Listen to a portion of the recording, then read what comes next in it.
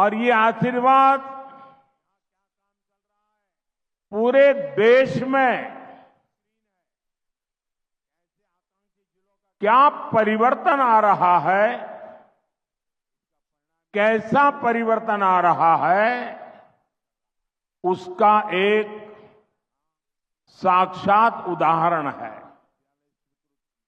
एक माताजी ने आकर के मेरा स्वागत सम्मान किया। जब मैंने उनके विषय में जाना तो मैं भाव विभोर हो गया। ये वो माता हैं तुला बेहरा जी, जिनके पास अपना कुछ नहीं है। मुझे बताया गया कि वो भिक्षा मांगती है और तुला बेहरा जी ने भिक्षा मांग करके 1,00,000 रुपया इकट्ठा करके भगवान जगन्नाथ जी के चरणों में दिया।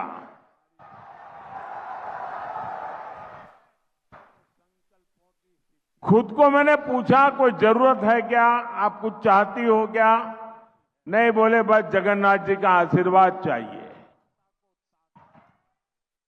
ऐसा जिनका पवित्र मन है, ऐसा जिनका त्यागपूर्ण जीवन है, ऐसी मां मुझ जैसे बेटे को आशीर्वाद देने के लिए आ जाएं, फिर तो मुझे लगता है पूरे कंधमाल के आशीर्वाद, पूरे उड़ीसा के आशीर्वाद मेरे साथ है। आज मेरा एक दूसरा सौभाग्य था। आज पूर्णामासी जानी शीघ्र कबीर के रूप में जानी जाती है। उड़ीसा में जो ग्रामीण भाषा है, जो ट्राइबल की बोलचाल की भाषा है, उसमें वो शीघ्र कविताएं बनाती है। साहित्य को उन्होंने पचाया है और मेरा सौभाग्य है कि हमें उनके पद्म अवार्ड देने का सौभाग्य मिला है। आज मुझे यहां तार उड़ा करके उनको सम्मानित करने का अवसर मिला, लेकिन वो मुझे अपने पैर नहीं छूने देती थी। बड़ी मुश्किल से मैंने उनके पैर छुए, वो मुझे रोक रही थी। ये जो हमारे यानी एक प्रकार से मातृशक्ति का साक्षात रूप, दोनों माताएं जब इस बेटे को आशीर्वाद देती है तो देश की करोड़ों करोड़ों माताएं, उनके आशीर्वाद जो मुझे मिलते हैं, मेरे मन को एक समाधान होता है। मैं हृदय से इन दोनों माताओं का श्रद्धापूर्वक प्रणाम करता हूं। भाइयों बहनों, कल शाम मैं भुवनेश्वर पहुंचा था और कल की शाम, भुवनेश्वर की शाम, क्या अद्भुत नजारा था।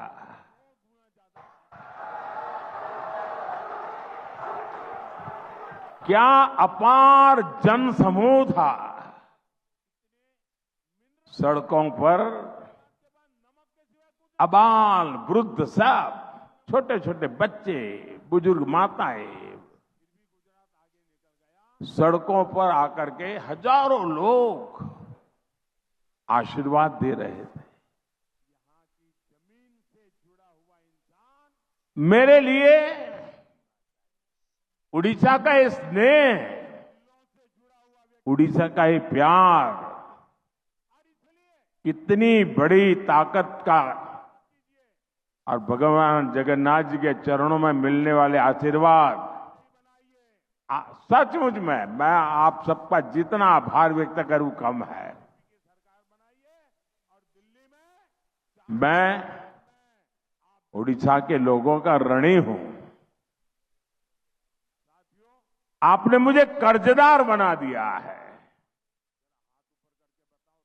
और मैं आपको विश्वास दिलाता हूं कि मैं ये कर्ज, आपके प्यार का कर्ज, आपके आशीर्वाद का कर्ज, जो मेरे लिए एक ताकत बन गया है, मैं ये कर्ज ज्यादा से ज्यादा मेहनत करके देश की सेवा करके चुकाऊंगा। और साथ साथ उड़ीसा को देश में एक विकसित राज्य बनाने के लिए दिन रात मेहनत करके चुकाऊंगा। साथियों, 26 साल पहले आज के दिन अटल बिहारी वाजपेयी जी ने, उनकी सरकार ने पोखरण में परमाणु परीक्षण किया था और हमने ये दिखा दिया था कि देशभक्ति से ओत-प्रोत सरकार देश हित के लिए, देश की सुरक्षा के लिए, देश के लोगों की आशा अपेक्षा के लिए कैसे काम करती है। और मुझे याद है जब अटल जी की सरकार ने पोखरण परीक्षण किया था, दुनिया भर में जितने भारतीय समुदाय रहता था वो गर्व की अनुभूति करता था और आजादी के बाद पहली बार विदेश की धरती पर लोग उनकी तरफ सम्मान की नजर से देखते थे।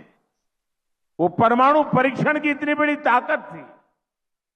साथियों, एक वो दिन था जब भारत ने दुनिया को अपने सामर्थ्य का परिचय करवाया था और दूसरी तरफ एक कांग्रेस की सोच, कांग्रेस बार बार अपने ही देश को डराने की कोशिश करती है। वो कहते हैं संभल के चलो, पाकिस्तान के पास एटम बम है, पाकिस्तान के पास एटम बम है, पाकिस्तान के पास एटम बम है। ये मरे पड़े लोग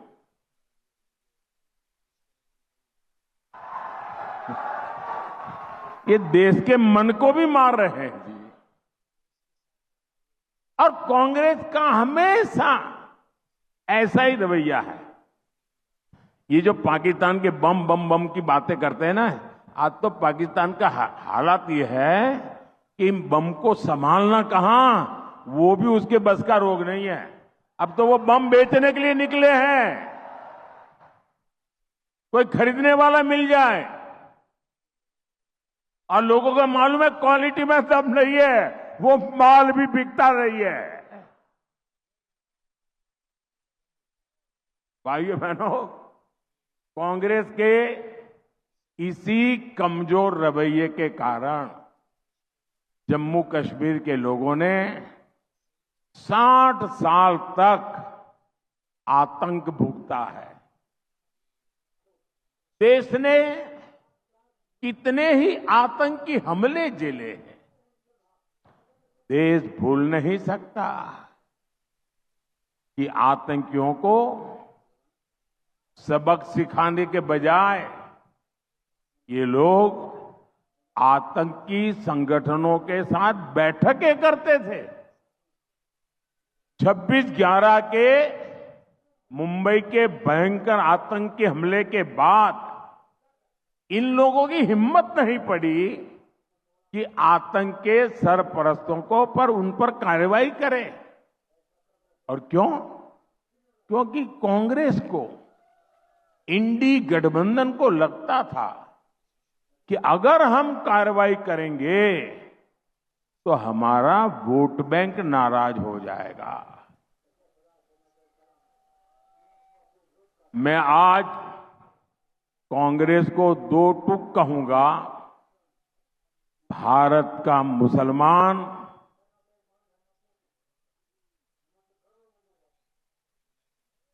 कांग्रेस की जो हरकतें हैं,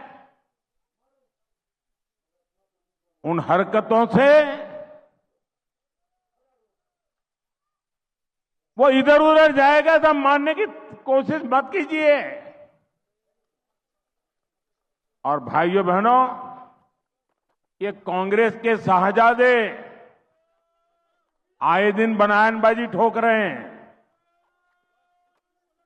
आप उनके 2014 के चुनाव के भाषण देख लीजिए, 2019 के चुनाव भाषण देख लीजिए और 2024 के चुनावी भाषण देख लीजिए। वो ही स्क्रिप्ट पढ़ते जा रहे हैं और अभी चैलेंज कर रहे हैं।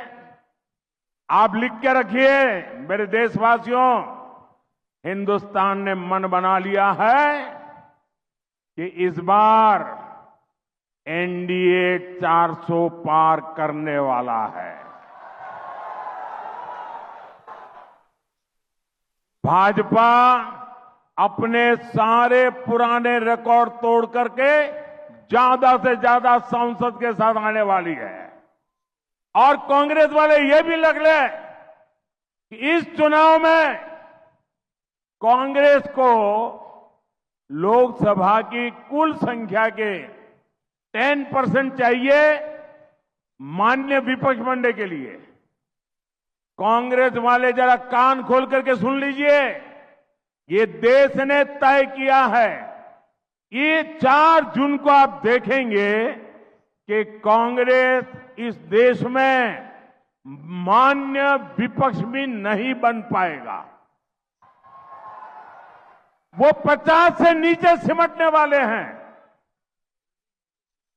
भाइयों और बहनों, ओडिशा के आप सभी लोगों के लिए ये चुनाव बहुत अहम है। विकसित ओडिशा, विकसित भारत के संकल्प के लिए आपका हर वोट जरूरी है। आपका एक वोट यहां डबल इंजन की बीजेपी सरकार बनाएगा और उड़ीसा में पहली बार डबल इंजन सरकार बनने वाली है। उड़ीसा रे प्रथम थर हैव डबल इंजन सरकार। इसलिए उड़ीसा से आपको 21 के 21 भाजपा के सांसद दिल्ली भेजने हैं। यहां कंधमाल से हमारे सुकांत कुमार पाणिग्राही जी को भारी बहुमत से विजयी बनाना है। सुकांत जी जरा आगे आ जाइए, वहां।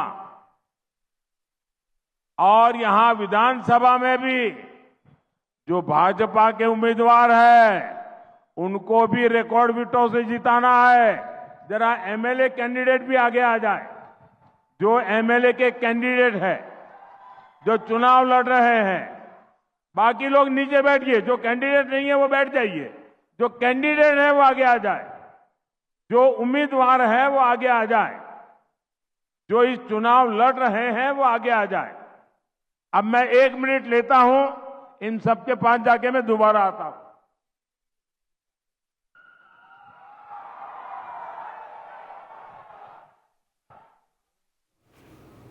For more such videos, subscribe to the NewsX YouTube channel, hit the bell icon.